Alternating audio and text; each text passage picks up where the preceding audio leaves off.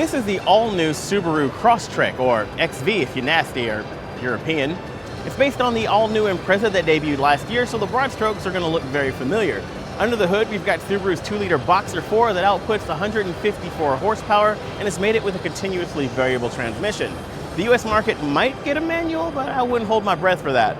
What we will get is standard symmetrical Subaru all-wheel drive that's going to use a new X mode to increase sort of traction in low grip situations.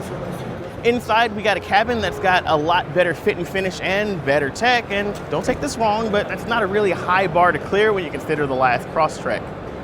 What is good is that Subaru's EyeSight sort of camera-based driver aid technology is going to be all standard in the European market. We can expect the North American model to follow suit. We'll get more information about trims, pricing, and specs when the North American model debuts, probably in the next car show or two.